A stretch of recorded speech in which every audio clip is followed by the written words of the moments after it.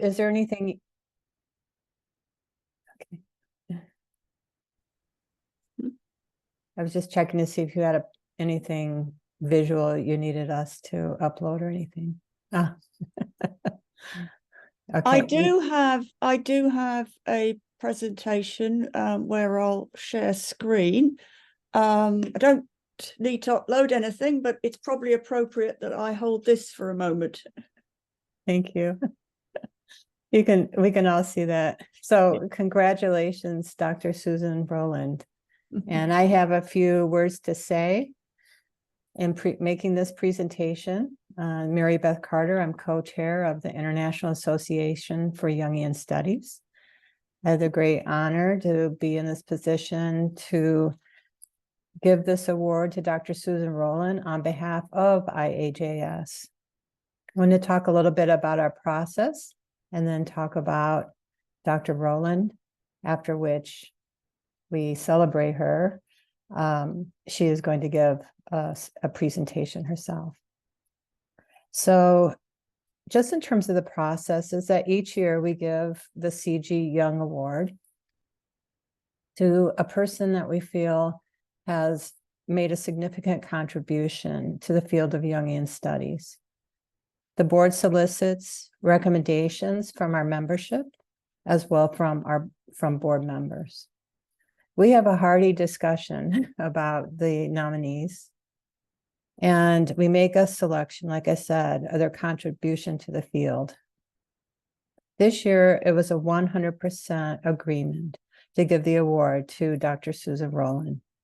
And when you hear her accomplishments, you'll understand why we chose her this year. Dr. Susan Rowland was the founding chair of IAJS from 2003 to 2006, and having previously been the convener of a steering group that set up after the IAAP Academic Conference in 2002. She shares the honor of this award with members of that steering group and the first IAJS committee because the essential collaborative work of extending, deepening, and exploring the multidisciplinary Jungian studies field is and was a real creative endeavor much undervalued. Susan's research contribution to Jungian studies stems from an attempt to articulate a literary theory of Jung, which at times has produced publications of Jungian literary theory. Prominent books here are Jung as Writer in 2005, The Eco-Critical Psyche in 2012, Remembering Dionysius in 2017, and Jungian Literary Criticism in 2019. However, her best-known book is Jung, A Feminist Revision, recently translated into Portuguese and Japanese, and one that so many of us use as a resource when we're writing. Seeing Jung as a conservative with revolutionary ideas, Susan regards Jung's sense of the importance of the other, the marginal, the repressed, and the forgotten, as far more radical than he himself wished. Not only does this make misogynist Jung an unlikely feminist, but his work also contains the seeds of a social justice reorientation of the academy. Put another way, Susan's literary and feminist account of Jung becomes transdisciplinarity and a progressive new research methodology itself. In the book, she features this that she co-authored with Joel Weishaus, Jungian Art Space Research and the Nuclear Enchantment of New Mexico, published in 2021. Jungian art-based research is not Susan's invention, being practiced importantly by Sean McNiff and building upon the social science work of Patricia Levy. However, the book, Jungian art-based research, makes this important liberatory paradigm explicitly available. It is, moreover, the reason that Susan's research continues seamlessly into examining 21st century social problems through writing about the mysteries in the mysteries. Her two novels so far in the Mary Wanwalker series, The Sacred Well Murders, published in 2022, and The Alchemy Fire Murder, published in 2023, are not the equivalent of essays. Rather, they are experimental discoveries of shadow and archetypes in modern racism, Western indigeneity, and the marginalized feminine, encounters in colonial America, and the insidious nature of white supremacy today. In 2007, Susan was promoted to Professor of English and Jungian Studies at Greenwich University, UK. Since 2010, she has been teaching Jung, feminism, and Jungian arts-based research at Pacifica Graduate Institute in the Jungian and Archetypal Studies Hybrid Doctoral Program and the Hybrid MA in Depth Psychology and Creativity, with an emphasis on the humanities and the arts. She lives in Oregon, USA, with the poet Joel Weishaus. Thank you, Susan, for all you contribute. It's just amazing. We all just celebrate you. So on behalf of IAJS, congratulations on being designated the 2023 IAJS C.G. Jung awardee. And thank you so much for being here today to accept. Thank you very much, Mary Beth, and the committee and all of IAJS. Thank you so much. I am very grateful for this award.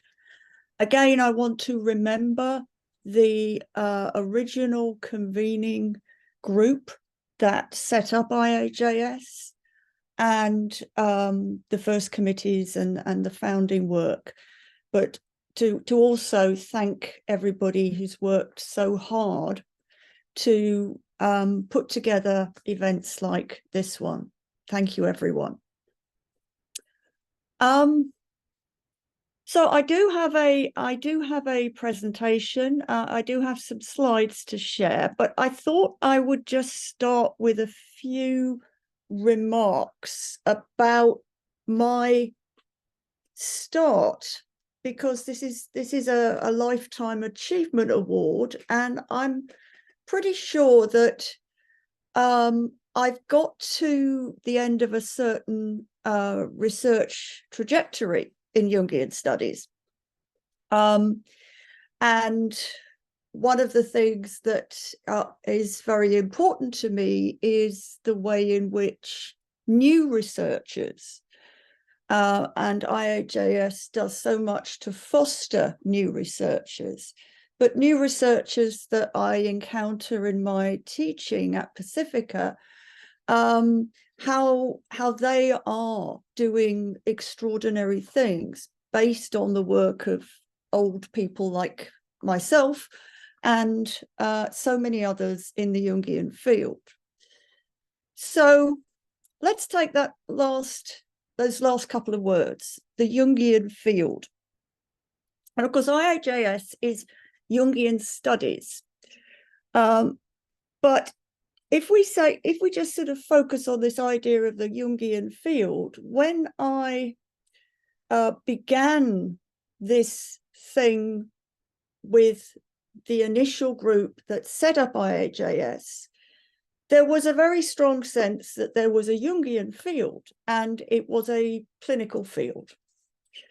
And then for people like me, who has never been a clinician of any type, there was Jungian work going on in other fields, other academic disciplines.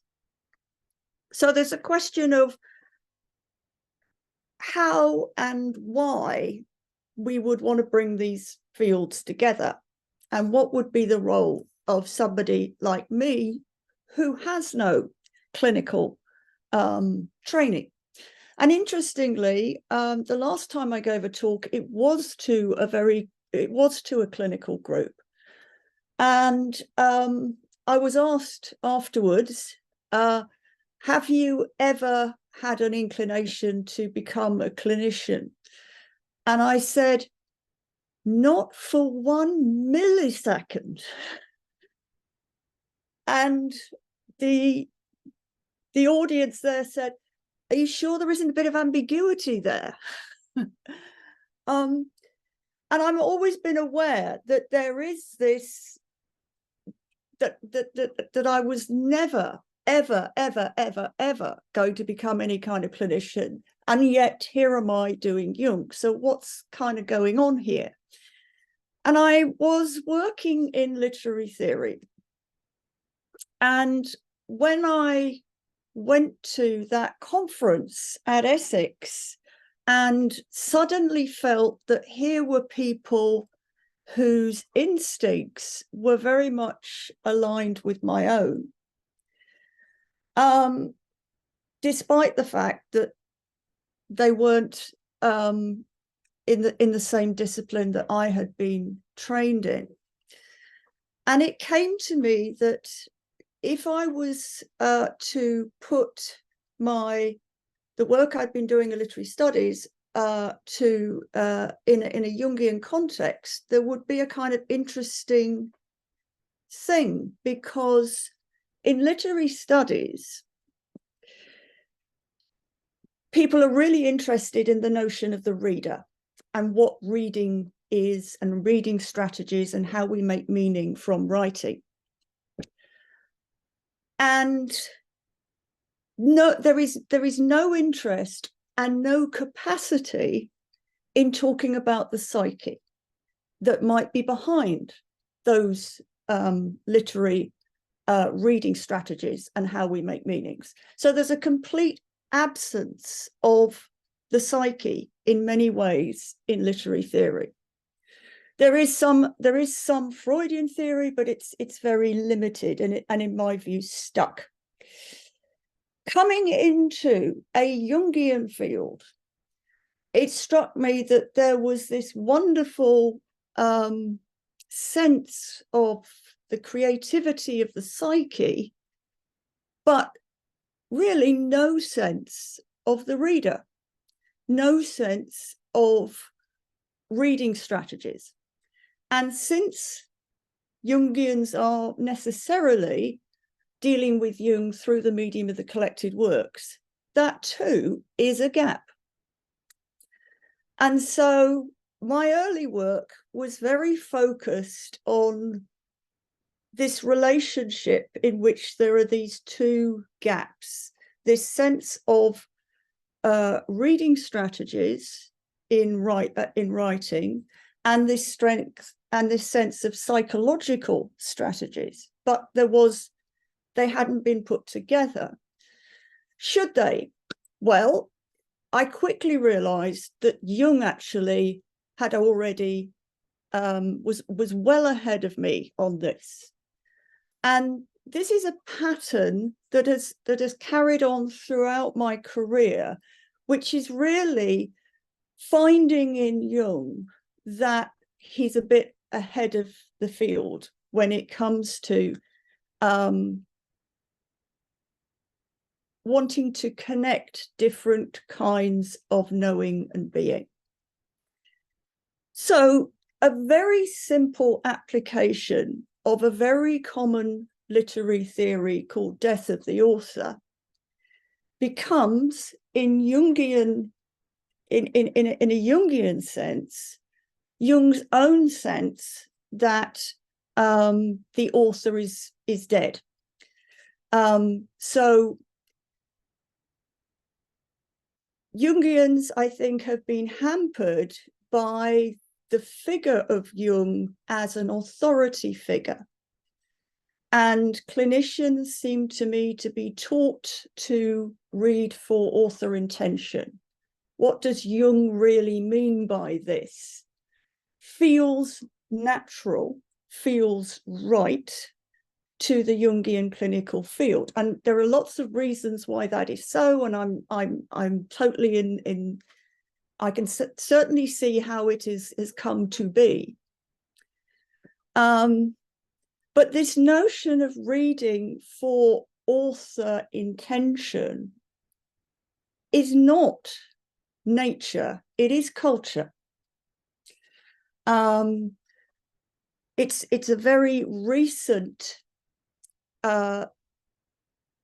area in which the monotheism that haunts Western modernity has taken root. That the author is a kind of God, because after all, the writing comes from the author is the God of the text. Well, that all sounds terribly fine until we think about whether the author owns the language. And no author owns the language. No one person owns the language. The language is the property of the community.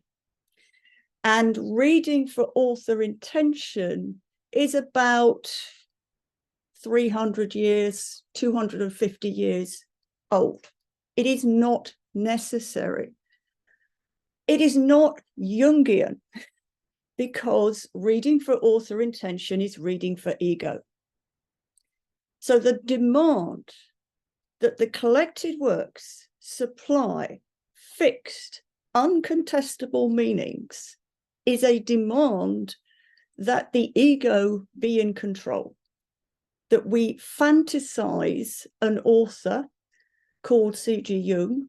We fantasize that this author can supply the truth, uncontestable truth, in a rational way. And this is us importing an ego into the collected works. And Jung doesn't write that way.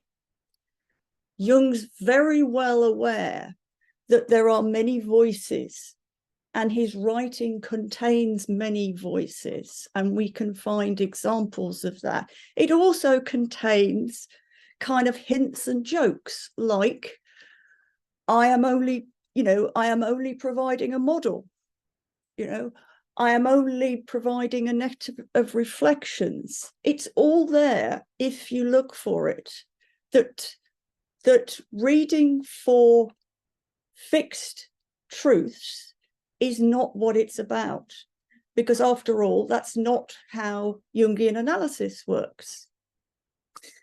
So that was kind of a sort of starting point when I realized that Jung was already doing something that people from my home discipline would call literary theory. And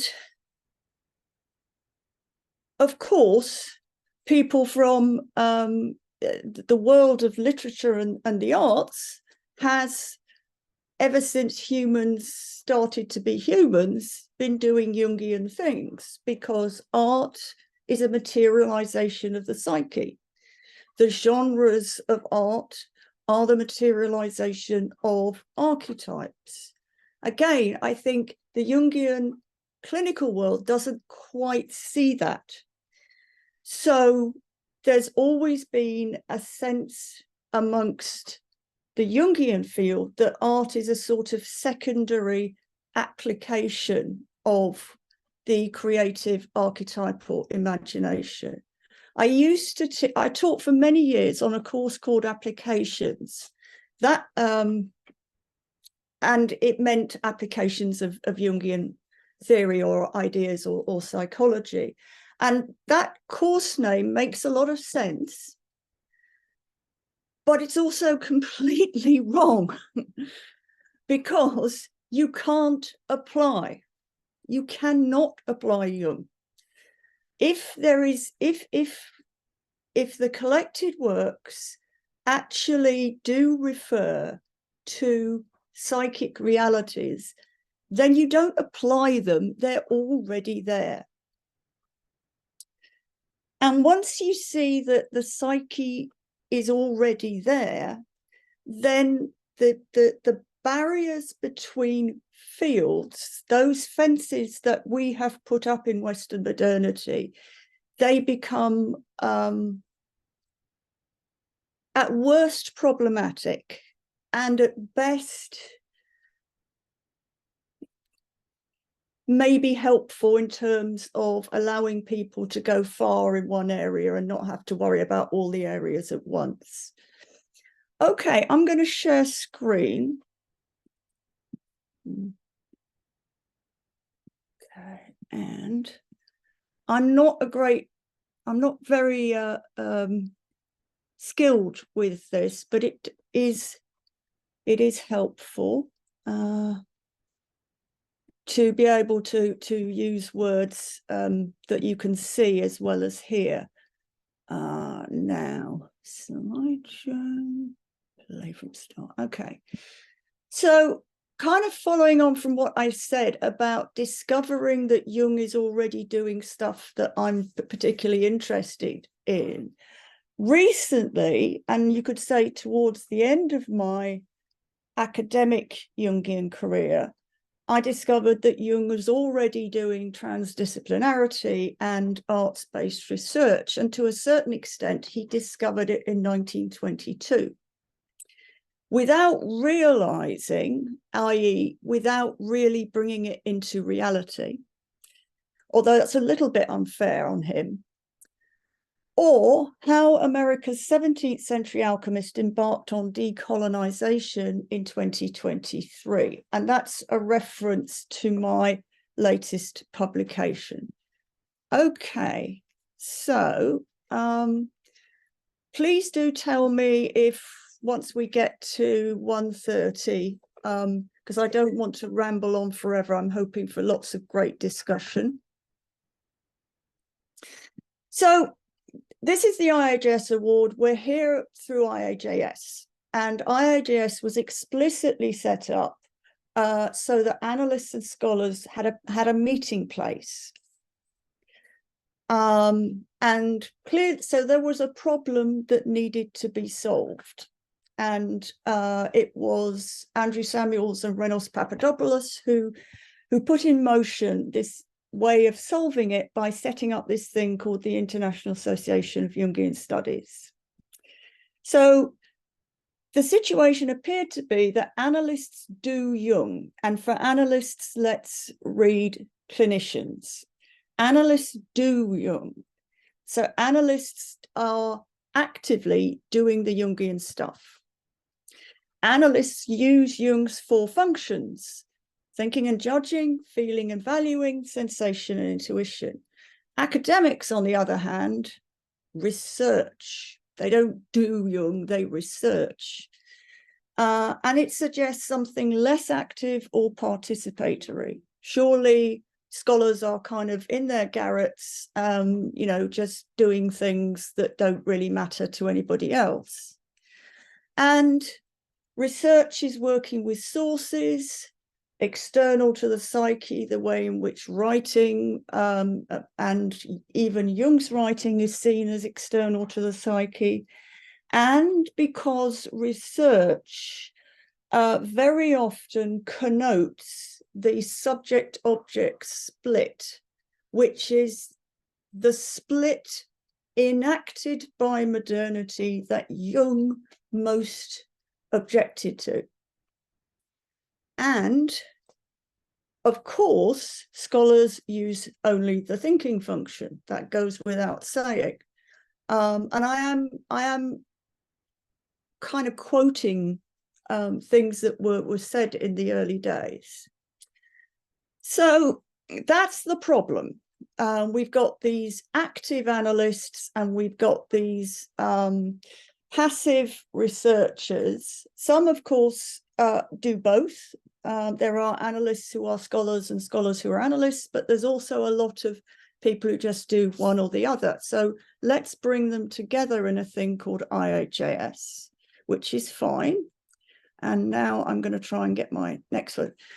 So the subject-object split, this is what it means. This is a visualization of the subject-object split. It's also a work of art that was sold quite a while ago for $2 million. And it's usually known as Tracy Emin's bed. It's said to be her bed, the artist's bed, transported to a gallery. And when it was first exhibited in the UK about 30 years ago, it was so shocking, it made the national news. It's the subject-object split because the notion that we are all just objects, just separate beings, that we are separate from nature, that we are separate from each other, that it taken too far, taken as reality, as opposed to a way of relating to reality, which is what it is, taken too far, it results in the kind of mental and social breakdown that is physically enacted here. So the subject-object split is behind what is known as scientific methodology of repeated experiments, where the researcher's separation from the research goes without saying, that we have to be separate from the research. We must be objective, which means everything is an object to us. And this only works if reality is a load of stable objects, which we now know not to be true. And of course, it splits culture from nature and leads to things like the climate emergency, sees the individual as separate. And it also, in religious terms, means that God is separate from nature too, which means that nature isn't sacred, and all that is entailed. It means a worldview of stable objects disconnected. Don't do this to me. That's it.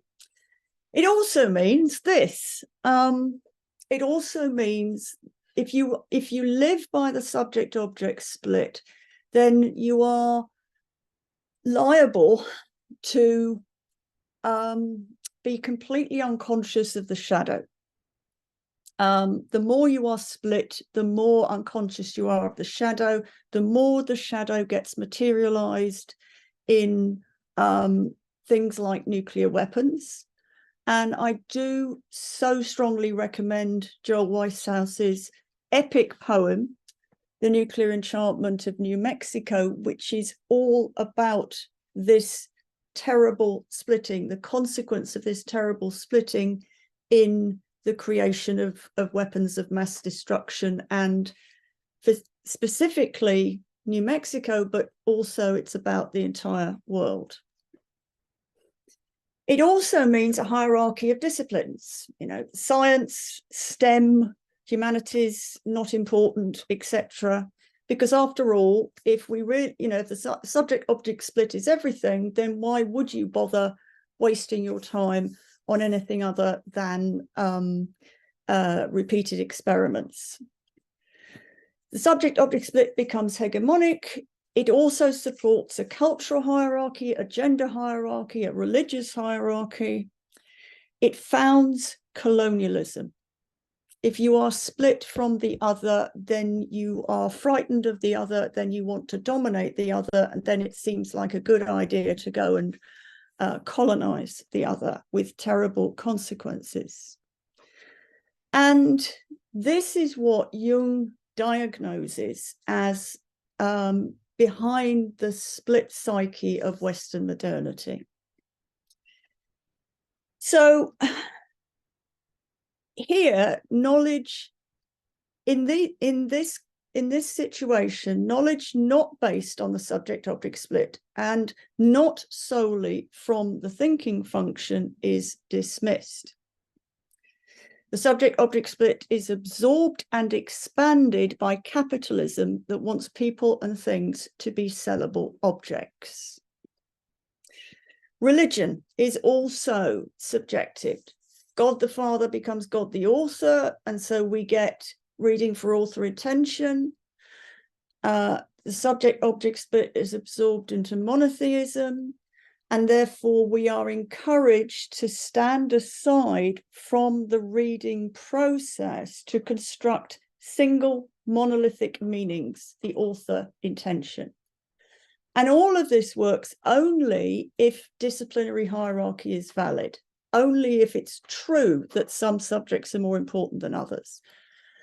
And we can see from other cultures that they do knowledge differently from Western modernity. We can see from Jung that knowledge is different from this hierarchy in Western modernity. We can see from quantum theory, and then we can see from transdisciplinarity. So transdisciplinarity is as proposed by a quantum physicist from Eastern Europe, Basarab Niculescu. And basically, he takes quantum physics and applies it to understanding the power relationship between different disciplines and taking it apart. So in classical science of the subject-object split, there are presupposed the existence of universal laws of mathematical nature, that these laws can be discovered through experiments, and that we need to perfectly reproduce these experiments. And these include assumptions about the psyche. Because if those three things are true, then it says things about the psyche. And if those three things are not true, but believed to be true, then it's going to have a big effect on the psyche. Transdisciplinarity replaces those assumptions with three further assumptions, which are basically saying no hierarchy, but rather a network, an interconnection of different disciplines, an interconnection of different knowledges, an interconnection of different cultures, an interconnection of different religions. So we have the ontological axiom, which is that there are multiple levels of reality, and that's a Jungian position, because we know that the Jungian vision is of multiple levels of reality, that of the psyche and of the other. The third here, and I must learn to spell axiom correctly, the epistemological axiom is complexity theory, because all levels of reality exist at the same time. Complexity theory has been shown to be very coherent with Jungian ideas of archetypes and synchronicity.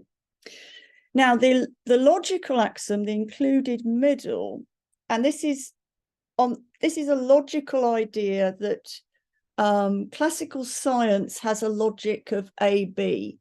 There is the scientist A, and then there is what the scientist is researching B. The logic of transdisciplinarity is A, B, B. So there is the researcher, there is what is being researched, and there is that which connects them. Now, you can think transcendent function. I like to see that AB as the Jungian symbol. Okay, so in 1922, Jung wrote this: the fact that artistic, scientific, and religious propensities still slumber peacefully together in the small child, all this does nothing to prove the existence of a unifying principle, which alone would justify a reduction of one thing to the other.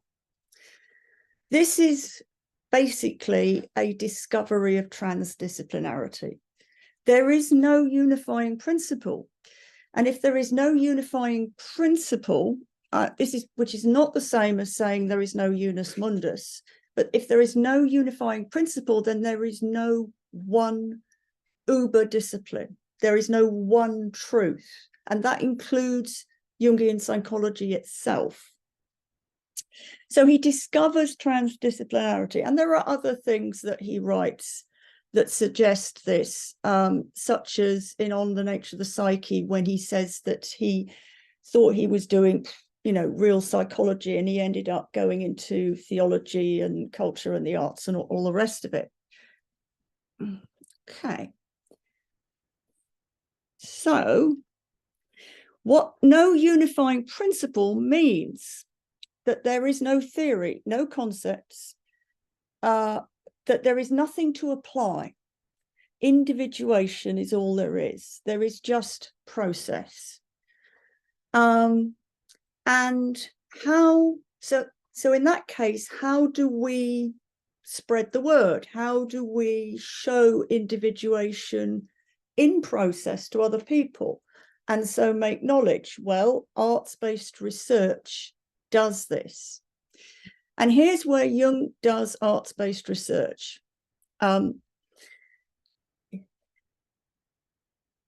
Jung's most overlooked, incredibly rich essay is the Ulysses monologue.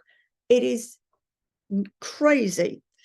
It has so much in it, and there is so many more things to say about it than I have time for. So I commend it to the future researchers amongst us. But famously, Jung, it is a monologue. It is very much a voice complaining about James Joyce's novel and his attempts to read it. One of the things he says, unforgettably, is that he tried to read it twice and he falls asleep at the same place twice. So he really can't get through this book. And what does he do? Rather than give it up, he does what he recommends for a problem in therapy: find an image. And he finds an image. He finds that the book seems to him like a worm. It has no brain. You cut it in half and you just get two worms. And so it's a nightmare of this worm. It's alive, it won't let him go, but it's appalling and horrible. And so he works with this image, and the worm becomes a tapeworm. It becomes, so instead of being the book, it becomes a worm inside the reader. It becomes a serpent. It becomes a dinosaur. It goes on and on and on. And I do want to recommend here Birgit Hauer's wonderful work on quantum Jungian analysis, or analysis as arts-based research, for carrying on this Jungian tradition. So Jung discovers transdisciplinarity and he pioneers Jungian arts-based research. The Red Book, yes, obviously, but I think it's very exciting to see this kind of thing in the collected works. Answer to Job is, of course, another example of what I've been talking about. Niculescu describes transdisciplinarity as a rejection of any hierarchy of access to truth among academic disciplines. No branch of science, no one psychology, philosophy, art, or humanities subjects can claim to be more true than any other. While different disciplines construct and or explore different realities, none of these is more fundamental to who we are and how we know. Rather, the cosmos is made up of different kinds of reality, and so are human beings. Above all, the superiority of the subject-object split in knowing is explicitly denied by transdisciplinarity. What's really exciting is that all of this is decolonizing.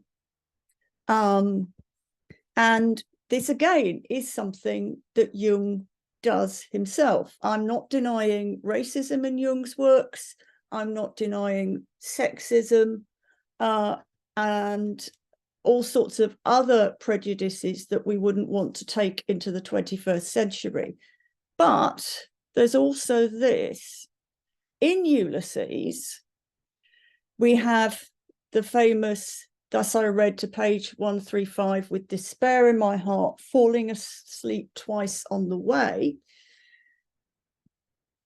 that the whole work is the character of a worm cut in half. that from this stony underworld, there rises up the vision of the tapeworm. It is the boredom of nature. So he really gets going with this worm active imagination, but it takes him into a very profound cultural analysis, which ends like this. "O Ulysses, you are truly a devotional book for the object besotted, object-written white man." Jung diagnoses the book in the end as a treatment for the white European imagination. And that is something that is very exciting, I think. So we can actually put all this together and see in Jungian arts-based research a decolonizing transdisciplinary methodology. Oh, come on. Here we are. So Jungian arts-based research is showing how art can be a form of research that uses all four of Jung's functions. It draws on thinking, feeling, sensation, and intuition, and explicitly uses various Jungian methods like active imagination to develop the knowledge making of that research. And I know that there are people here today who've done really remarkable Jungian arts-based research, like Alexandra Fiddick, for example, who's done wonderful things with poetic inquiry. But we can go further and say that this is decolonizing because it's drawing on something that is common to all human cultures, which means it's archetypal. It is archetypal in all human cultures that they have art, from which a variety of more specific epistemologies arise. It's decolonizing. It is decolonizing because it's transdisciplinary, because no one culture's epistemology is inherently more true or superior to any others. It is decolonizing because JABR uses the epistemology of depth psychology psychic image that can manifest and materialize in many ways, including all known and yet to be known art methods. Put another way, the psyche as understood by Jung is included but not privileged over indigenous constructions, for example. It is decolonizing because it takes de-essentialized art as ontological, as a way of being, enables rational and non-rational modes of being to become modes of learning without a hierarchy. So that's Jung. Now, a little bit of history. This that you can see on the right is an American artwork by a Native American. It was brought from America to the UK in the early 17th century, and is at the same time that this guy on the left, John Winthrop Jr., was the first colonial member of the Royal Society in London. He was an alchemist. He was given an alchemy book by Elias Ashmole, whose founding alchemy connection in the Ashmolean Museum includes this Powhatan mantle. So you have that link between alchemy and America. Winthrop's alchemy was also known as Pan-Sophism, which meant wisdom dedicated to spiritual and social progress as a united form of being and knowing. So here is this historical guy who was an alchemist from London who became a governor of Connecticut in the colony of New England. He was among the Pan-Sophists. He was Puritan. They saw the world as a theatre of cosmic occurrences that can be transformed through alchemy. And in the 17th century, Winthrop founded New London, dedicated to the regeneration through alchemy as a science and a religion and art as one activity, very transdisciplinary. So that's not something that's very well known, but it did become a spur to my own Jungian arts-based research. So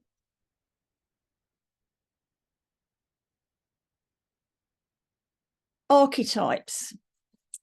We deal with archetypes, but if archetypes are considered as wholly transcendent, then they become a form of conservatism and at the very worst, a form of fascism.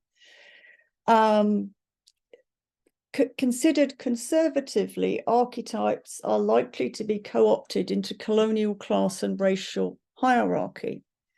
And of course, archetypes are not transcendent. They actually turn out to be, if they're considered to be transcendent, then they are actually encoded with a particular social group's attempt at dominance. If archetypes are considered to be wholly immanent, which is where James Hillman went, then they become much more compatible with things like new historicism, cultural materialism. But there's a problem there because they're likely to fall under existing power dynamics, and they turn out not to be quite so immanent after all. So what you need to do is a bit of both.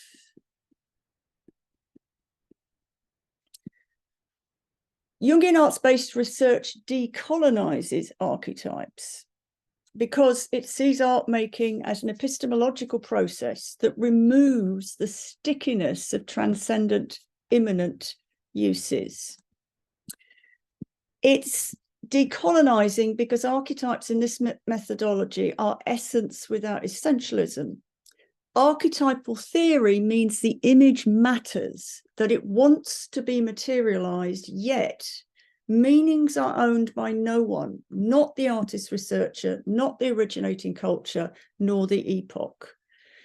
So I kind of present Jungian arts-based research under the 4 Ps because Jung is so keen on 4s. We can understand it as paradigm, preparation, process, and projectio. I'm not sure how I'm doing for time, but maybe I don't have time to spend time on these. I have written about them a couple of times. I'm going to move on.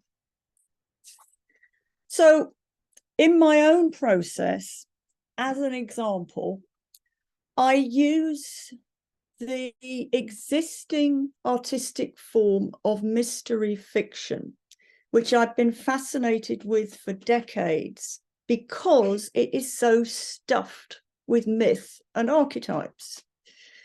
So a lot of mystery fiction is it reenacts the Grail myth with the detective as the Grail Knight who has to learn to ask the right questions.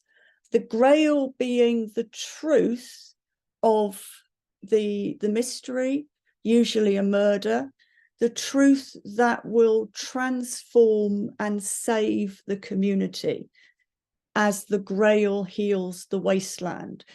And the wasteland is therefore the social devastation that is apparently caused by the murder, but often has much deeper causes that the Grail Knight detective addresses. But there are lots of archetypal patterns and energies within mystery fiction. One of them I've written about is Athena, for example, who the guardian of the city, often a role taken by the detective, but also the actual artistic form is a kind of container, with Athena being the goddess of weaving and ceramics. You weave, you contain, you find ways of holding as a temenos the dark. Mystery fiction is Jungian psychology in action because it explores the value of archetypal energies in protagonists. And I chose for my protagonist the triple goddess because it was a way of writing about marginalized women. So my three detectives are a crone figure who is marginalized because of her age and poverty, a mother type figure who is marginalized because of her mental illness, and a maiden figure who is a maiden because she has never known love because she was trafficked as a child. And these three women are far from having any social privilege. They come together to solve mysteries. And because we're talking about healing the wasteland, this is very much a genre that can deal with anxieties around the climate emergency, which is particularly explicit in the alchemy fire murder. I'm also these novels are taking up the elements in an alchemical sense. This is the fire book. It includes the wildfire. The previous book, The Sacred Well Murders, was the water book. Published next year will be the earth book, and I'm working on the air and spirit book. So in this arts-based research, there are historical things that have gone into the research.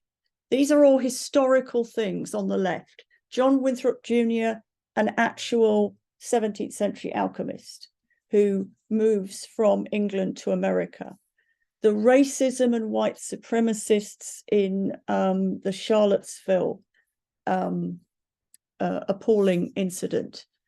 At around the same time, the Thomas wildfire that I experienced in California, and a very different type of figure, Julian of Norwich, who was a medieval anchorite and the author of the first book in English that we have by a woman, and a particular Oxford college that was founded to house poor students. So these are historical facts, if you like, and in the mystery,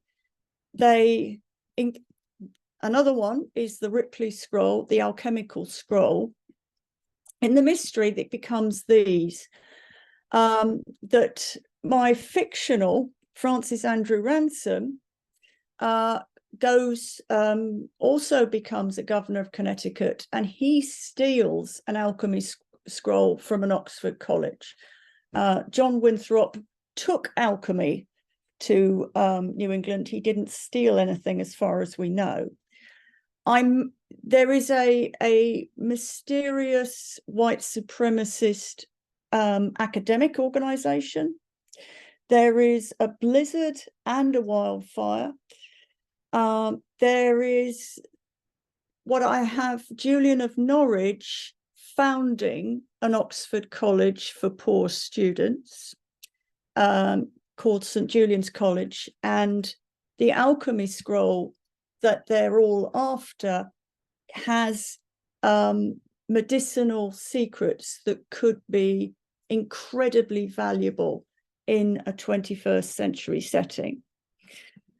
So one of my characters turned out to be non-binary, and this is part of the power of Jungian art-space research, that just as in analysis you discover stuff, in arts-based research, you discover stuff. Stuff comes up that you are not consciously aware of, but that wants to be manifest, materialized in the art.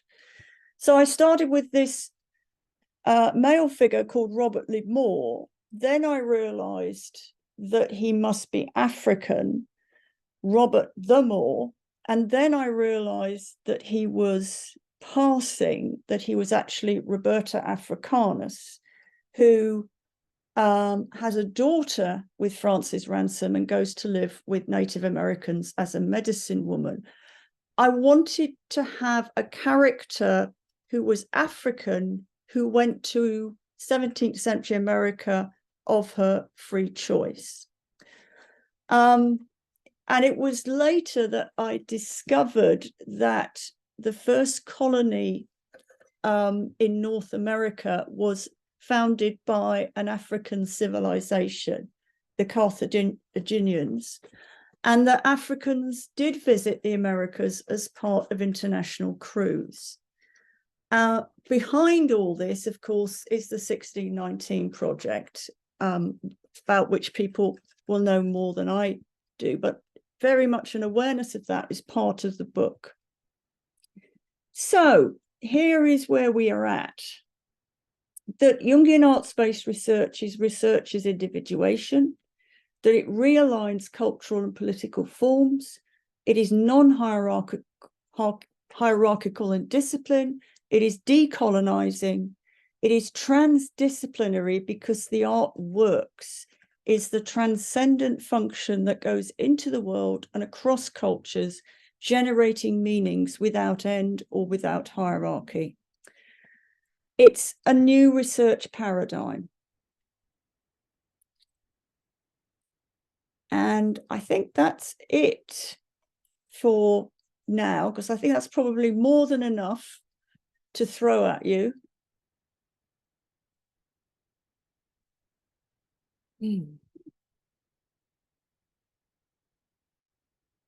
Thank you. Thank listening. you.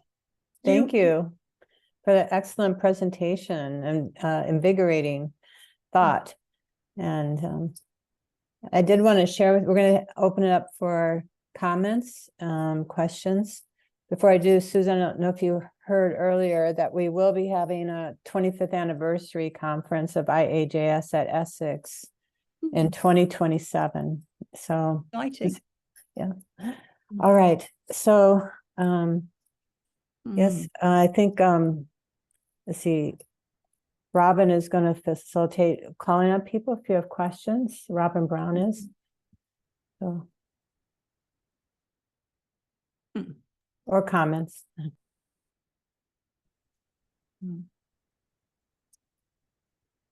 I think it's also fine to just unmic, and we just join together as a community and talk and share your thoughts.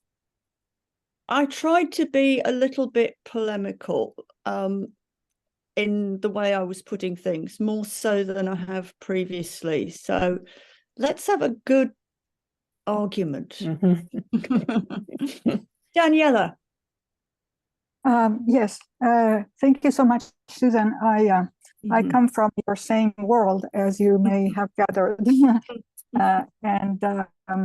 So I somehow can say I have gone through the same kind of experience that you have in trying to bring a Jungian perspective and a Corbin perspective in the academic world.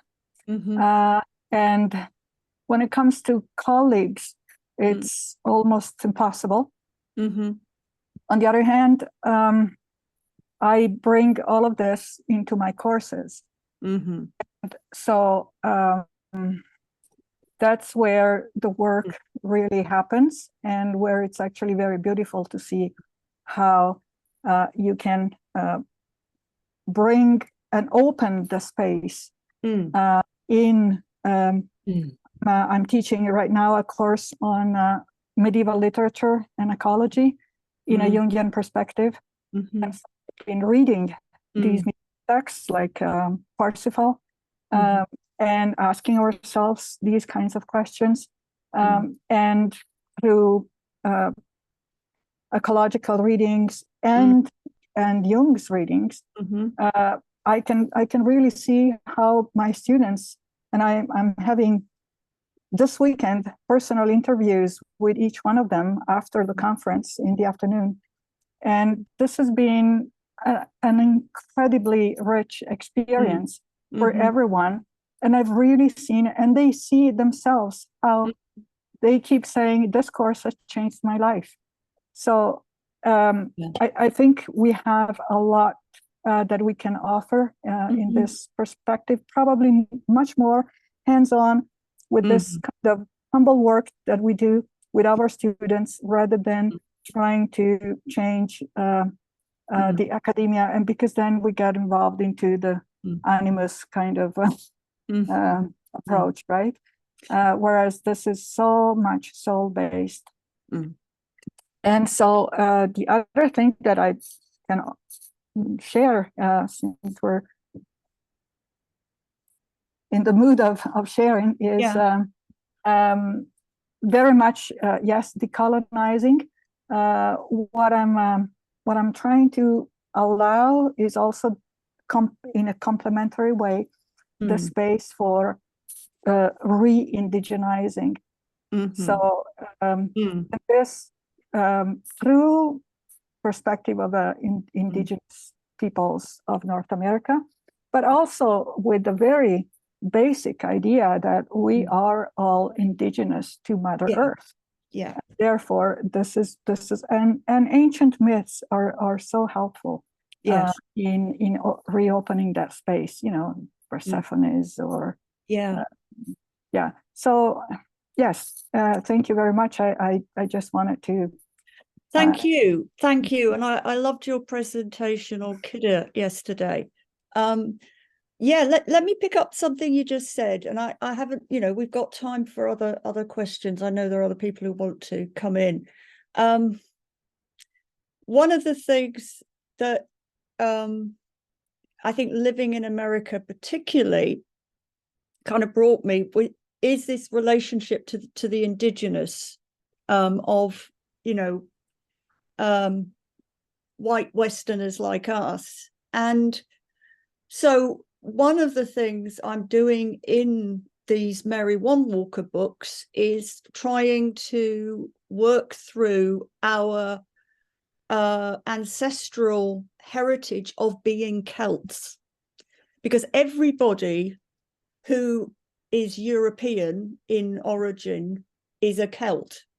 And it's wonderful to think about this in a kind of post-Brexit world, because the Celts were all over Europe and they came from the East. And I've had Muslim scholars say to me, what you're saying about sacred wells sounds very like some deep aspects of Islamic culture. And so and if you actually look for our Celtic heritage, and you're in Europe, it's there. There are sacred wells all over London.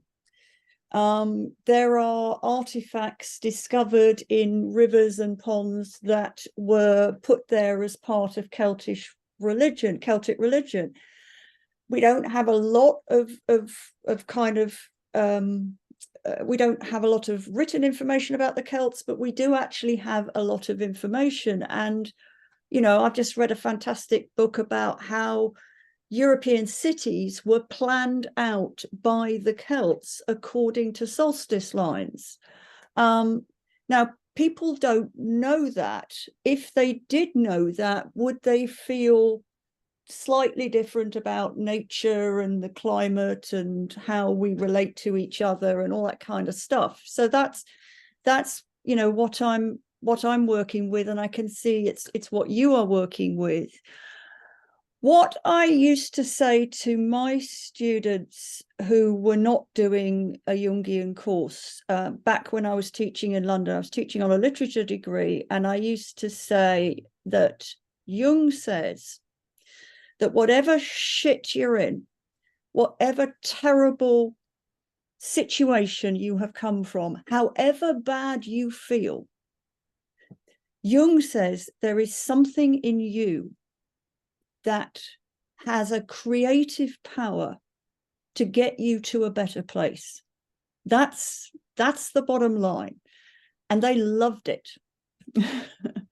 And what I would say to my colleagues who said, you can't possibly use Jung, bad, is, do you believe that the baby is born with a blank slate or with certain psychological propensities? And really, nobody believes that babies are born with blank slates. There's just too much evidence from too many different disciplines that go against that. And if you think that there is some kind of psychological development in that babies have, then you are a Jungian, and nothing else really matters. So that doesn't convince them, of course, but it is an important starting point, I think. Thank you. Thank you. Catherine. Thank you, Susan. It's good to join up with you here. Mm.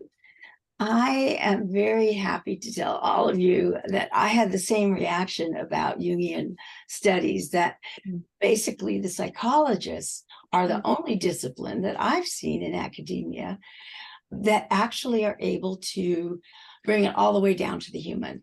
So religious studies says, no, we're only studying about religion. We're not practicing it. It's not transforming us. No, because it's forbidden. And one of the reasons, of course, is separation of church and state here in America. But I think what you said about the separation of subject object is one of the keys, and that's one of the reasons that I was drawn to psychology as well from literature, which I still, use and participate in, but was that you actually, all of you Jungian therapists and people who write about those things are able to practice it. And that's what everybody needs, and you can't just say, well, students are separate from me. So, like Lorna was saying, I think someone else may have said that they went ahead and just talked about it in their class, and you went ahead and just talked about it because there is no way for another discipline like literature to come in and say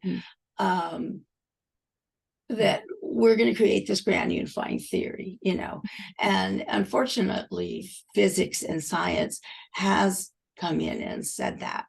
And it's upsetting because it's so political and it doesn't work, and it hasn't worked. So I think that's where the work you all are doing now with arts-based research is really going to be something very powerful as it continues to gain momentum and, gain awareness that, well, you know what, it's okay to tell your students that, I'm just a human too. And these authors were humans as well. I know there's a lot in literary studies right now that gives the power back to the reader, which is fun. Well, what does the reader see in that? So that's kind of a tiptoe into the authorhood, instead of it being a pedestal, that it's included, that the students are allowed to include themselves in that and relate it to things they watch on TV, things that are going on in their own lives.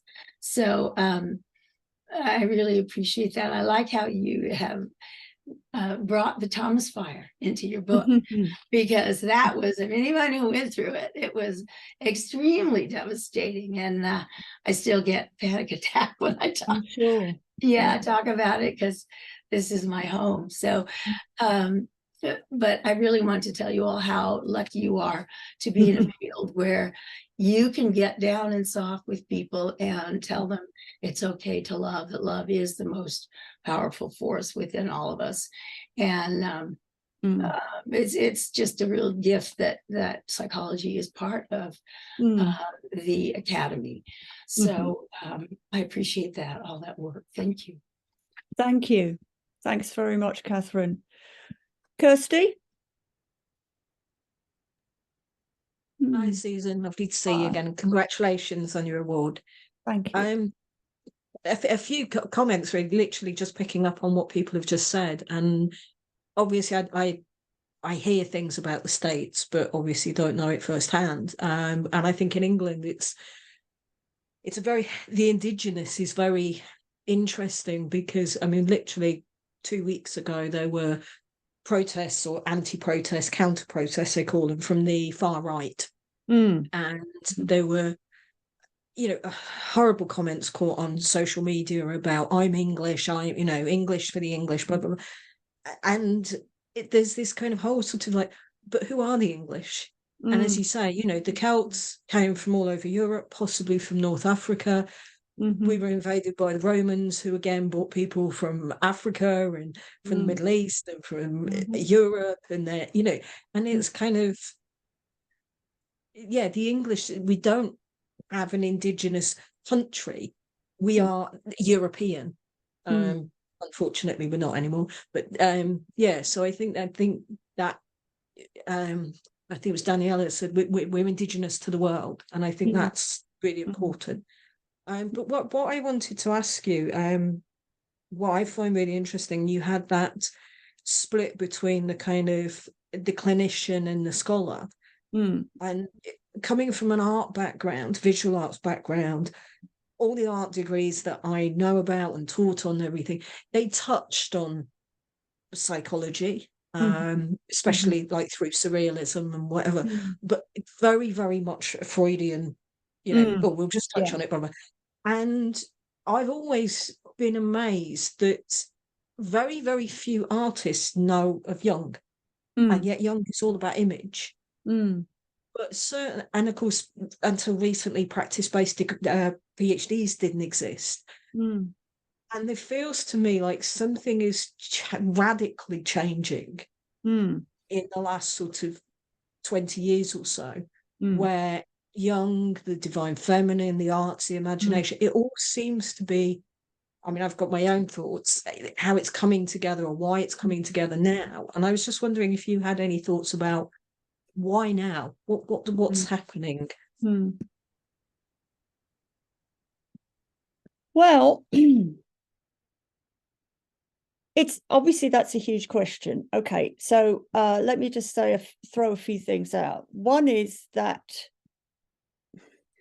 I've tried to argue over the years that Jung had a kind of project that links together all his work. He may not have been consciously aware of it, but that his project is to restore the feminine to modernity.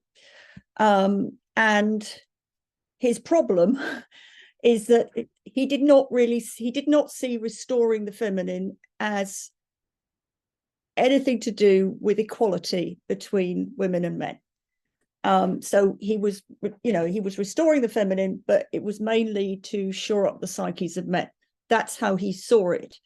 Now, in that's kind of gives us a bit of a problem, because on the one hand, Jung is that project of restoring the feminine is so fundamental to Jung, and it is so fundamental to the problems of modernity, that of course everything, Jung should be celebrated and all the rest of it. But his social conservatism is ludicrously out of touch. His notion that his essentialism, that men and women are intrinsically different, his Eurocentricness, the kind of racism in the way he writes about other cultures, that's just hopeless. And there's a whole anti-Semitism thing that has become a cultural complex in academia in particular, probably to do with the split with Freud. Freudians and Jungians there is still a terrible wound there between Freudians and Jungians. You know, I've met and worked with Freudians who hate Jung for being mean to Freud. And it's not a historical hate. It is, I hate Jung and I hate you for, you know, raising his name. So there's a lot of kind of woundedness around there and stuff. And when you look at Jung's life and behavior, he just wasn't a nice man, and he behaved very badly to a lot of people, including his own family. And that gives us a problem in terms of the actual name of Jung. Now, in terms of the psychology and what the psychology can do for a decolonizing, for valuing the indigenous, for, you know, tackling the problems, the terrible problems that we're faced with right now, the psychology can do a lot. And it was probably very insightful of Jung to propose the name analytical psychology that doesn't have his name in it. On the other hand, nobody knows what analytical psychology means outside of Jungians. So it doesn't actually do us a lot of good. So we've got the problem of the gold being mixed with the dross. And, you know,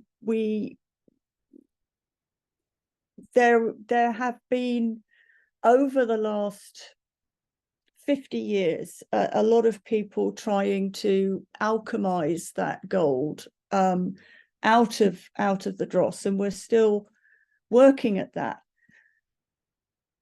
But what I meant to say was, you know, Jung diagnosed the split in the psyche. He was part of the rise of depth psychology, along with Freud, who saw that the unconscious needed to be addressed and brought into culture.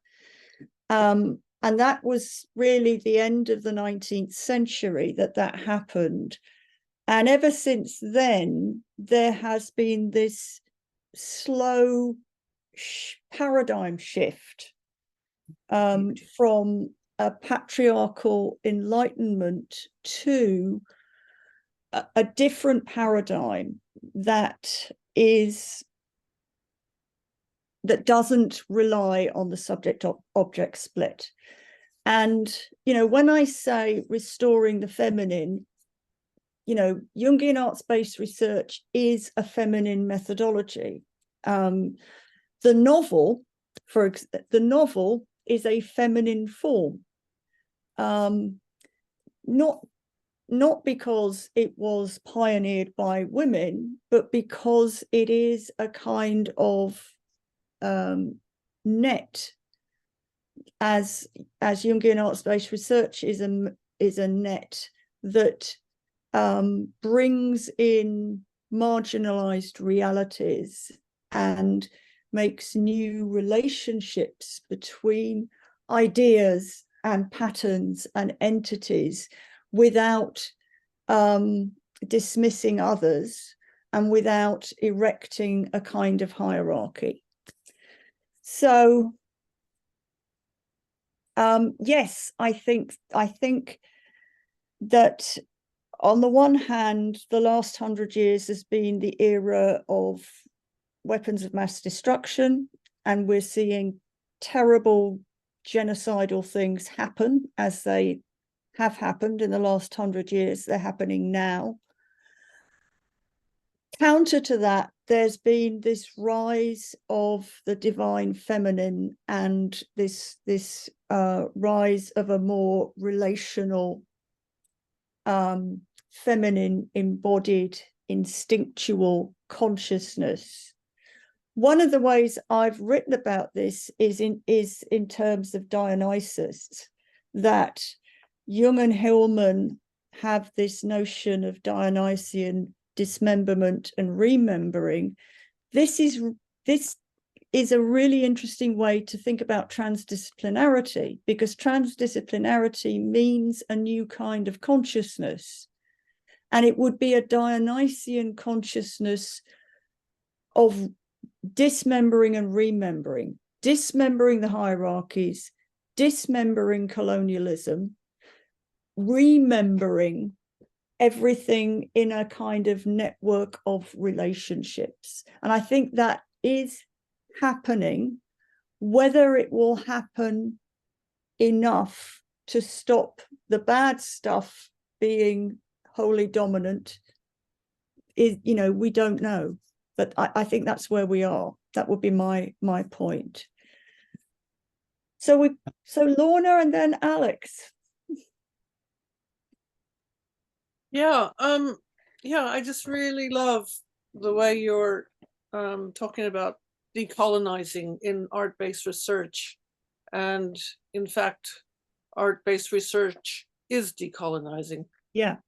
From what I'm hearing. And because we have a couple of years ago, the statues were toppled, physical signs of it all. And now the museums and universities and cities are confessing their histories with slavery. And what you're talking about is really toppling the invisible assumptions embedded and embodied in culture and society, and sort of plucking, literally like plucking the words, from the books and toppling, all those embedded assumptions. So it's really, I find it really fascinating, and I'm really looking forward to hearing more and more about, your the way of describing all that. It's wonderful. Thank you, Lorna. Thank you. And your work is so much, is so revelatory of the kinds of possibilities of this work. Alex. Thank you. Hi, Susan. Thanks so much. It's great to see you. I also just want to say a general thanks to all you've done in IAJS and the other organizations beyond that. So I'm really happy for you in the award. I really liked what you said about applying at the beginning, that it's not about applying. And I think that's so true. I think it's one of the problems that I see in say training as well as academe, when people try to bring in Jungian theory or an orientation to the unconscious. It's about applying it rather than living. And I think that continues the split. Because it's still seen as something to apply to something else, right? As you mentioned. I'm just wondering about if you speak of or to, I'm thinking about ecology and the environment, and I know you referenced Joel's work, but I'm wondering about that centrality also to arts research and poetic research, right? I see them as sisters, because I see the poetic as the lyric, the symbolic, the metaphoric. And I think, I don't know if it's chicken egg, but I think it's really quite close with arts. I don't see poetics as under arts. I see it as part of, because it's a consciousness itself. A symbolic lyric consciousness. So I'm wondering about the relationship to the places in which we live in doing the arts. And I'm wondering, I didn't notice that in your presentation, and I'm wondering if I missed it, or maybe it's just not something that you decided to say today. Well, I think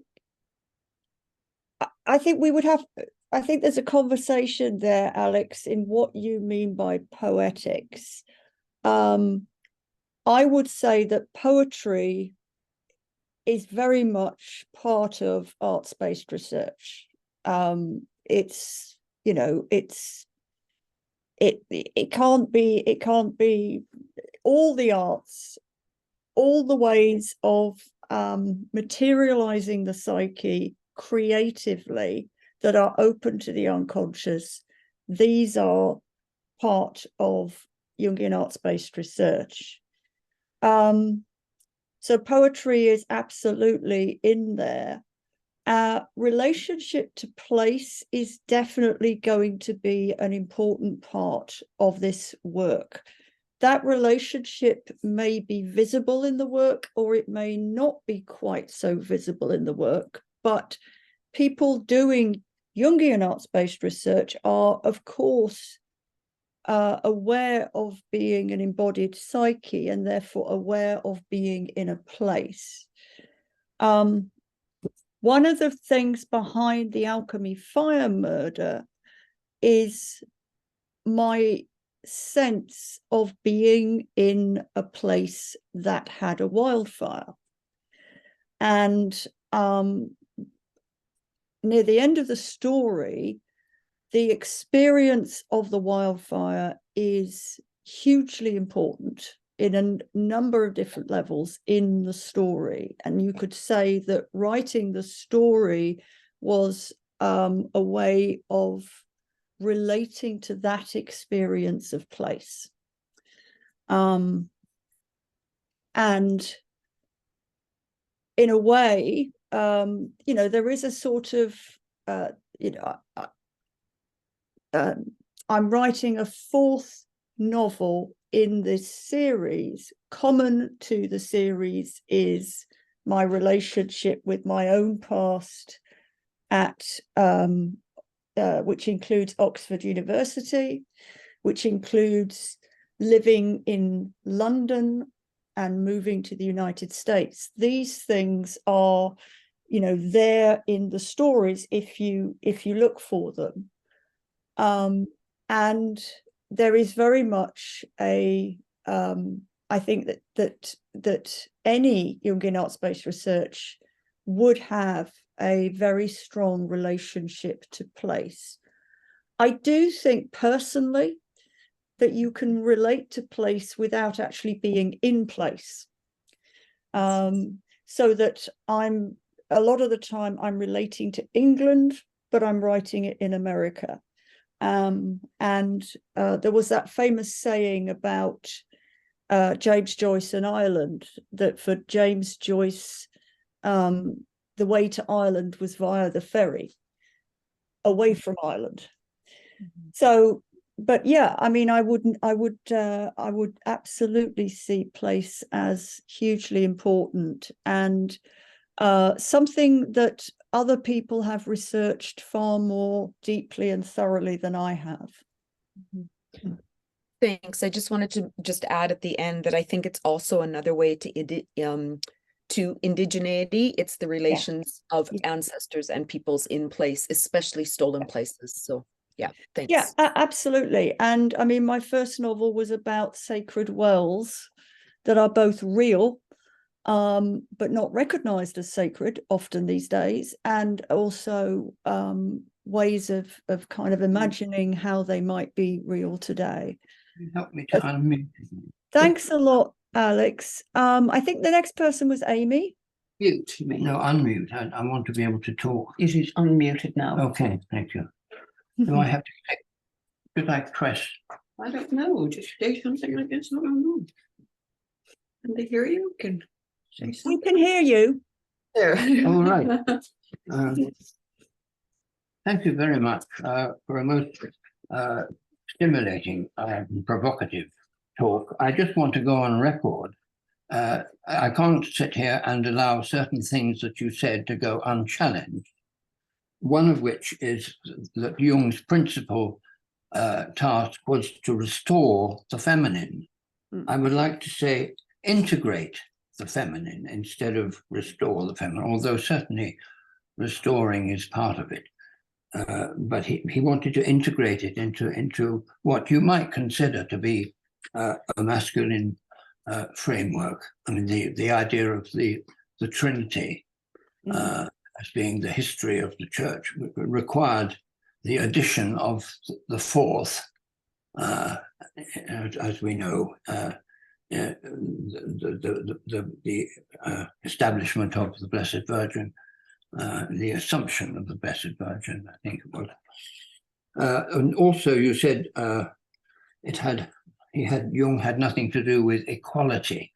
Well, I would challenge that. I mean, that's a sociological statement, but he was into the archetypal world, which was not about comparing the state of soul of different people to one another. He was talking about the essential unity of all people, yes, but not on a sociological thing. He didn't get into the sociology. He was much more into the archetypal aspect of things. Then you said, well, I suppose when you talked about social conservatism, in a way that bears out what I'm saying. To say he was a racist is extremely damning. And I think that if you carefully examine what he said, that doesn't stand up. There is this problem with the Freudians, yes, about anti-Semitism. But again, it's not conclusive by any means. And he's talking about the difference between races. That's a political, I mean, that's a psychological statement. That's not a political statement. When you say that races differ, he said it's apparent to a child that races have different characteristics. Then you said he was not a nice man. Well, I'm not going to sit here and allow that to pass. I know that it's very fashionable to say that, and a lot of authors, Richard Noel, for instance, have, kind of spread that rumor around. Then we get on to the question of religion.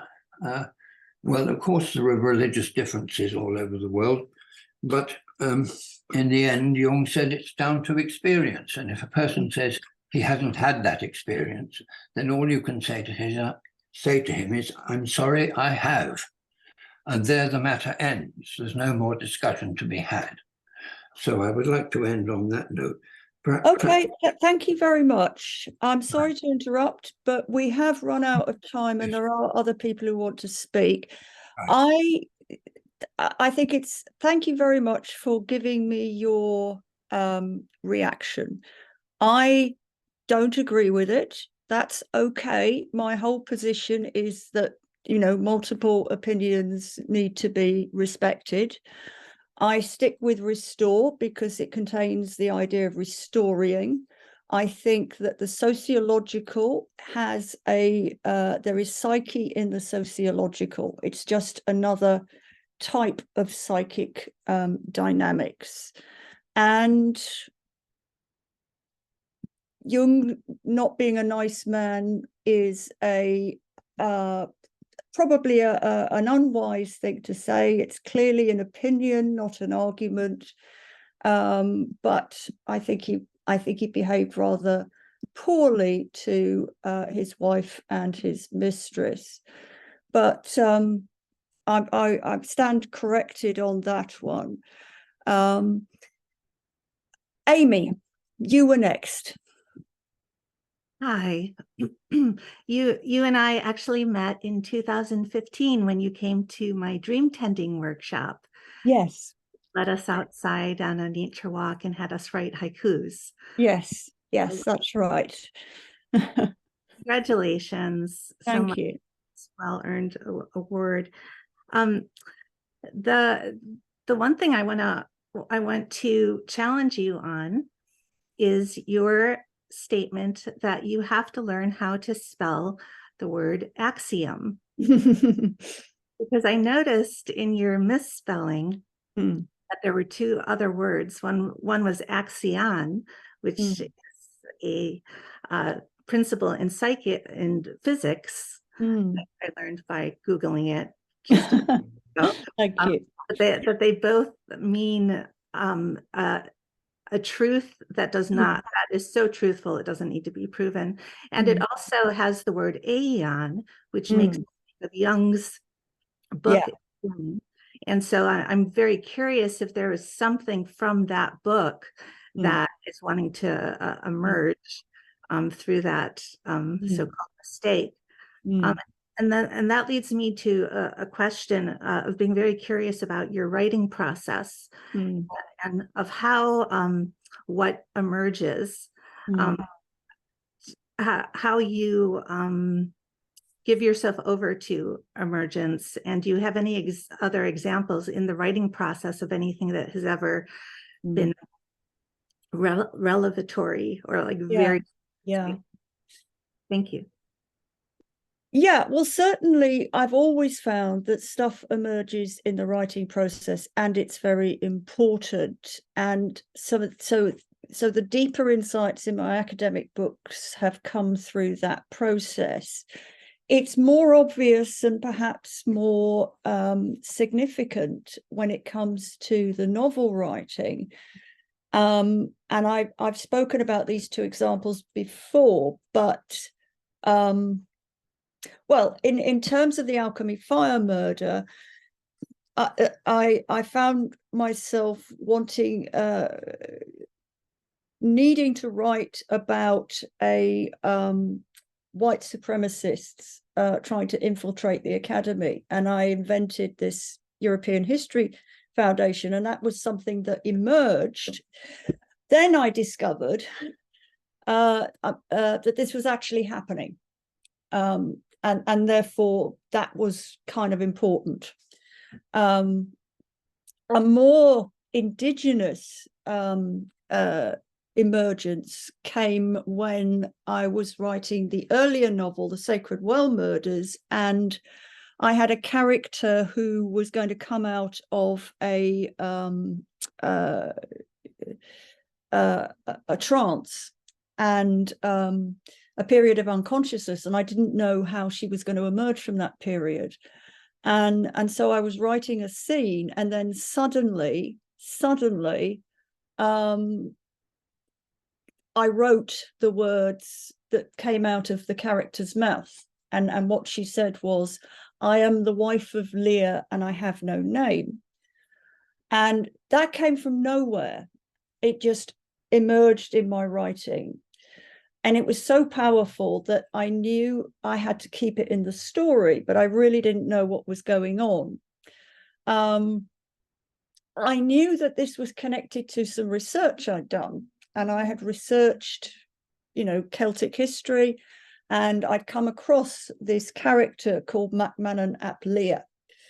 So, okay, but why the wife of Lear, and why does she have no name? And then it wasn't until writing the very last page of the novel when I realized who she was, which is that she was the wife of Lear, as in the wife of King Lear, who has no name, because in Shakespeare's play King Lear, the presumed mother of the daughters, who is not present, is also never named.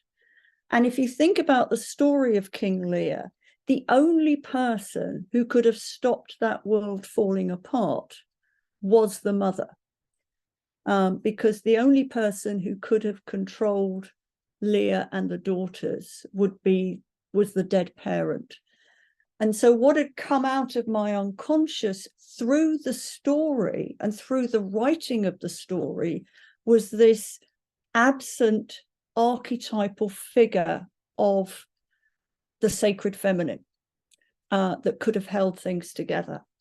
And so the wife of Lear comes back in that story, comes back to a very wild, tortured character, a young woman who has suffered from sex trafficking, and in the book ends up being given lots of horrible drugs, and she even confesses to a murder she didn't commit. But out of all this suffering comes this very deep archetypal voice, and this happens about halfway through the book, and the second half of the book, she is wife of Lear most of the time. Sometimes her old persona comes back, and wife of Lear, that deep voice from the unconscious becomes an important character in carrying on the story. Thanks so much, Amy. Thanks very much for the axiom stuff. That's really helpful, because I've been working with that information for several years, and I keep spelling it like that. So you've been very helpful. Oh, great. Birgit.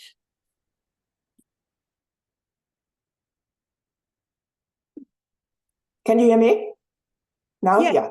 Yeah. Yes, thank you. I wanted to congratulate you on the award, also on the whole project of arts-based research, because I must have been many years in the making and in the coming and in the creating, and you have birthed a discipline which is fantastic, you know, with all the ingredients that you have mentioned. It is such a creative and wonderful thing.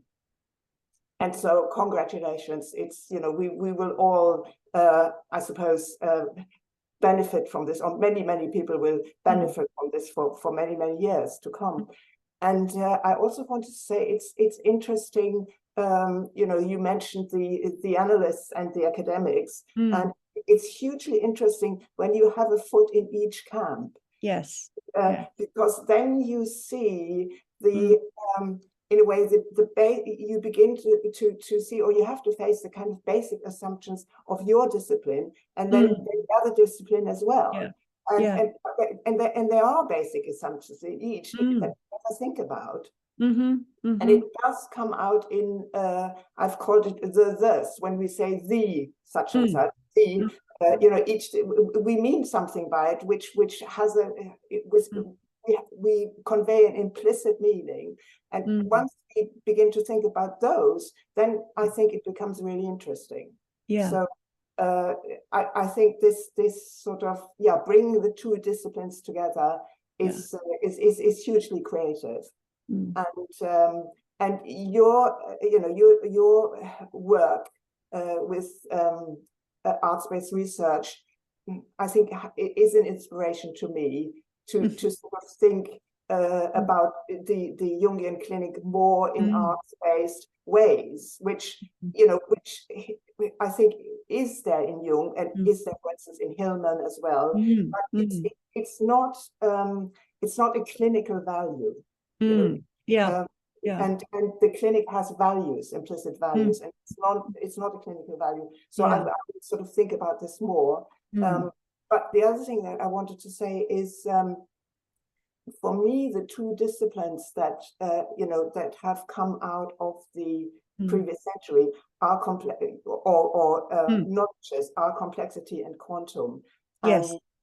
And bringing these together, and I know you use them as well in a sort of maybe slightly different way or slightly parallel way to mine, but I feel that leads to transbinarity, what I call transbinarity. You call it the subject, questioning the subject-object divide. And read together, I feel they give us a cause for optimism. Yes. I mean, that's been my talk on yesterday. They give us cause for optimism that isn't blind, that isn't blind to, but I feel optimism and hope are what we need at this point, and what we need to give to each other at this point, for all of us to sort of carry on, in the world that we live in. Thank you so much. And Birgit, I mean, your work on the quantum arts-based research analysis is so important.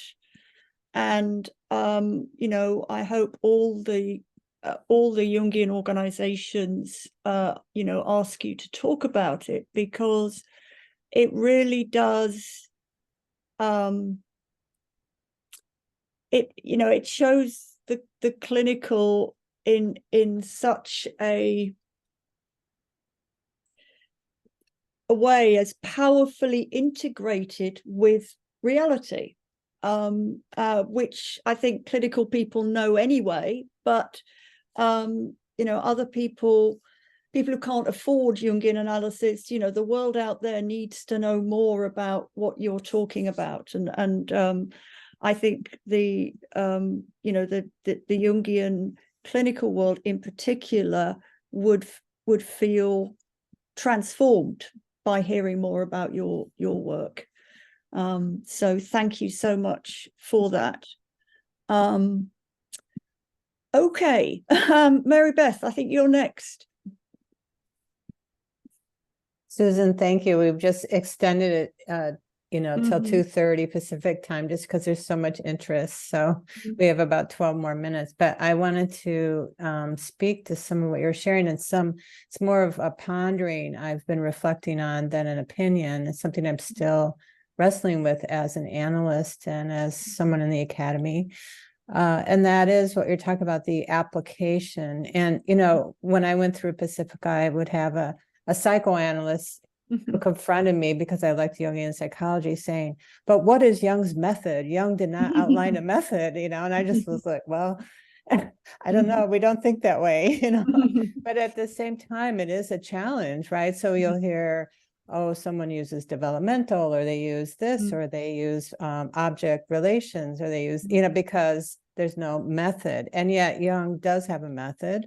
And that's what I've been writing about, of personal narrative through active imagination, dream, getting close to the unconscious, which can be, as we know, through analysis, intensified, or through other methods, this arts-based research, I think, working with what emerges through the expression of art.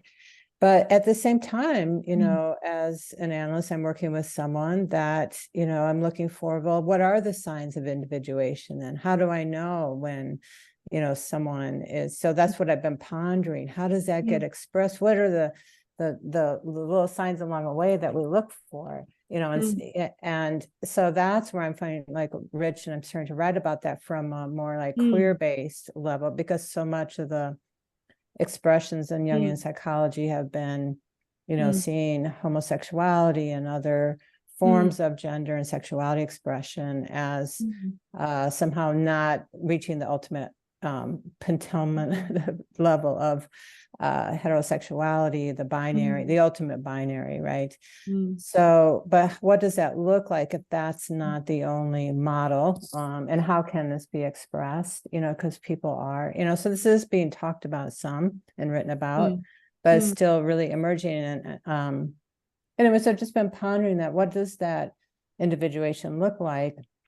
How do we know the signs as someone, so there sometimes can be simple, quote unquote, simple things like, do they have a sense of inner ease? They have what's starting to manifest externally because the internal is shape-shifting and defenses are falling or dissolving, and that more union is occurring, internally and thus externally. And I think there's a rich area to, to help maybe have a path to bring these two together. So I just wanted to share some of the ponderings I've been having, and thank you again for your wonderful talk. Thank you. Yeah, I mean, I found myself, you've just brought up homosexuality and the sense in amongst some aspects of the Jungian world that shall we say, the heterosexism of Jung, and some aspects of the Jungian world continue that. And I found myself wanting to write about a family that would experience the social changes of the last 30 years around same-sex marriage, and what it was like before that. And that actually became one of the things that is researched in the novel that's about to be published next year, which is called Murder on Family Ground. It is the novel that deals with Earth, as in your family Earth, that Jung talks about how you need to do that if you're going to individuate. And so I found myself writing about generations of gay men, and obviously based on my own friendships with gay men, but actually on something deeper about those social changes and how they affect our ideas of families and how we make families. As a result of that, I rashly volunteered to give a talk about Jung and the LGBTQ family earlier this year. And, you know, knowing that there is so much there that I don't have direct access to, I invited two of my students to present with me, one who identifies as non-binary and one who's finishing a wonderful PhD on growing up lesbian. And so the three of us presented together, and I just came to a very simple realization that Freud and Jung think that sexuality is developmental, and they're wrong. That sexuality is archetypal. And once you see sexuality as archetypal, in the sense that archetypes are ultimately mysterious, and they're not fixed ideas or fixed shapes, then suddenly everything makes a lot more sense. And I think I would say, from my totally non-clinical experience, that we recognize individuation when suddenly people become animate, when they become safe, when they become happy to be alive. And of course there are painful parts of individuating, but that when people feel recognized and that they can feel and be authentic, and that when something comes alive, and I think that in the clinical setting, those things are noticeable. I speak as a former patient rather than an analyst. Yeah. I agree with you. It's observable and experienced. And some of what's been talked about in this conference about the mutuality and what's experienced between the analyst and the analysand, in the sense that something new emerges in the room that's very different. Yeah. So thank you for that. Thanks. Gottfried. Susan, just very, very briefly, just want to say I was with you in at the founding of IAJS in Essex, and I was with you in Greenwich, and come such a wonderfully long way since then. Congratulations for all that you've achieved, and blessings from me. Thank you so much, Gottfried. You've been an important part, you and Birgit, from the beginning. I remember the three of us dancing in Greenwich. Thank you, blessings. Heba. Oh, hello, Susan. First of all, congratulations on your award, and thank you for your generosity in your work and giving of yourself. Thank you. About the feminine, the word that comes to me is redeeming the feminine, and that's the word that comes from the body work. I don't know whether that is the same as restoring. I'm not sure, but I'd like to hear more about restoring. Yes, I was thinking about, when we speak about the feminine, are we also talking about the anima? You're saying about how Jung used the feminine for the masculine psyche. And if so, do you think that the work of Emma Jung with the anima and animus brings something different to balance out? Has she gone far? That's a great idea. To be able to, because I'm thinking of her also in terms of her relationship, the way that she bridged something between Freud and Jung and the rupture between them. Especially, there's a fantastic letter. I don't have the letter here with me, but I remember it vaguely. She writes to Freud, but she starts the letter by questioning herself about the projection she had on him. And I thought that the way that she approached it really says something about the feminine. So I wondered if you had any thoughts about this. Well, And sorry. Also, just to continue, just to agree with you that at the moment with the crisis, if we want to call it crisis, going on in my dreams and in my patient's dream, yes, I see the sacred feminine as well, strongly. Yeah.